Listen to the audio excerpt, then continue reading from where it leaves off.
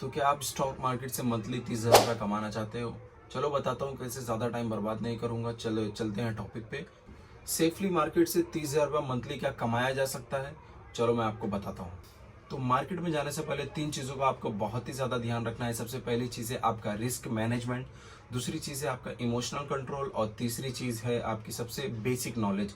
एक कोई भी जगह पे जाने से पहले आपको एक नॉर्मल एक्सपीरियंस की तो ज़रूरत पड़ती ही पड़ती है। अब इंटर होने से पहले मैं आपको ये बताऊंगा कि अगर आप बिगनर हो तो आप 5,000 रुपये के अरेंज करके मार्केट में एंटर हो जाओ, और अगर आप बहुत ही ज़्यादा सीरियस हो और आपकी इनकम स्टेबल है तो आप 5,000 से लेके 20,000 भी लेकर के एंटर हो सकते हो। चलो बताते हैं, आगे बढ़ते हैं। तो अपना अगला एक स्टेप होगा, अब जो मैं बताने वाला हूँ आपको अजीब लगेगा, मगर अगर आप वक्त के साथ सीखना चाहते हो और अगर आप बिगनर हो तो इससे सेफेस्ट तरीका आपको कहीं नहीं मिलने वाला है। सबसे पहले आपको मार्केट होने से पहले आपको कुछ इनसाइडर ट्रेडिंग, यानी कि आपको ये पता करना होगा कि लास्ट इंसिडेंट क्या हुआ इंडिया में या ग्लोबल मार्केट में, क्या क्राइसिस है और क्या नहीं है। इससे आपको ये अंदाजा होगा कि मार्केट आज का पॉजिटिव में जाएगा या नेगेटिव में जाएगा। देखो ये कंफर्म तो नहीं होता, बट एनालिसिस बहुत ही ज्यादा जरूरी होती है। तो आपको एक दिन पहले या एक रात पहले आपको ग्लोबल मार्केट चेक करना है।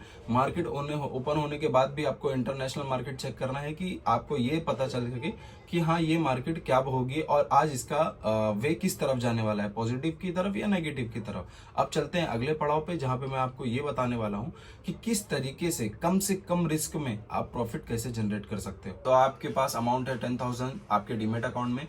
अब आपको जाना है ऑप्शन ट्रेडिंग में, वहां पे आपको 3 से बहुत ज्यादा ऑप्शन मिलेंगे, बट मैं बोल रहा हूँ कि निफ्टी 50, सेंसेक्स और बैंक निफ्टी, इन तीनों चीजों को आपको देखना है कि आपको किस में इन्वेस्ट करना है।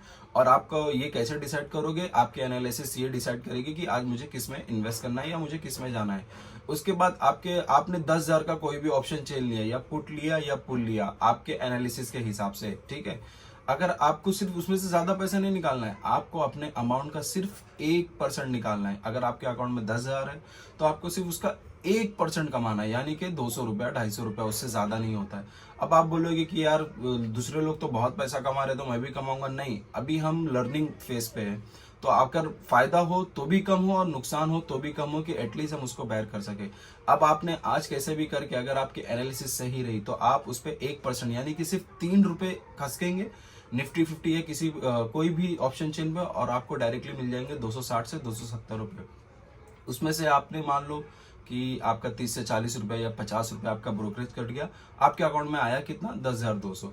अब आपके अकाउंट में 10,200 है, अगले दिन आपको सेम वही स्ट्रेटेजी अपनाना है और आपको ट्राई करना है कि आपको 10,200 का 1% कमा पाओ, यानी कि 10,460 रुपए ऐसा कुछ। उसमें से आप ब्रोकरेज हटा दो, ठीक है। ब्रोकरेज हटाने के बाद आपके अकाउंट में बचा कितना, 10,400।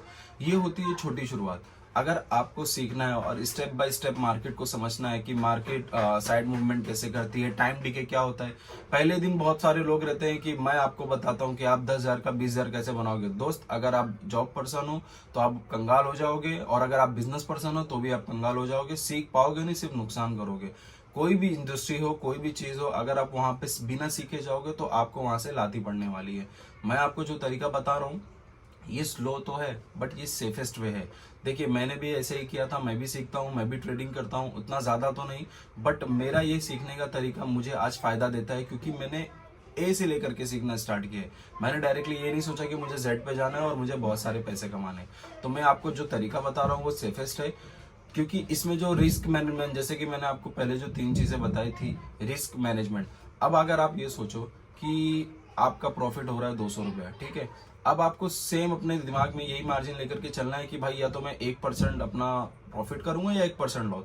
अगर आपके 10,000 में से 200 रुपया लॉस भी होता है तो आपको इतना प्रॉब्लम नहीं होगा। वही सेम टाइम पे अगर आपका पूरा लॉस हो जाएगा तो आपको बहुत ही ज्यादा इशू फेस करना होगा। इसके लिए हम सेफेस्ट तरीका ज्यादा लेकर के चलेंगे और रिस्क को थोड़ा कम करेंगे, तो ये हमारा सीखने के लिए एक बेटर वे हो जाता है। पहले आप ये पड़ाव को एक बार आजमा करके देखो, प्रॉपरली करके देखो, फिर मैं आपको इसका नेक्स्ट स्टेप अगले वीडियो में बताऊंगा, जिससे आपको ये आइडिया लगेगा कि फिर ये इनकम को डे बाय डे जनरेट कैसे करना है और बढ़ाते कैसे जाना है। अभी तो मैंने आपको सिर्फ इतना बताया है कि आपको अपने अमाउंट का कितना है, एटलीस्ट आप ये ट्राई करके देखो और मुझे नेक्स्ट डे मेरे कमेंट में आकर के बताओ, फिर मैं आपको अगली टिप देता हूँ। Thank you.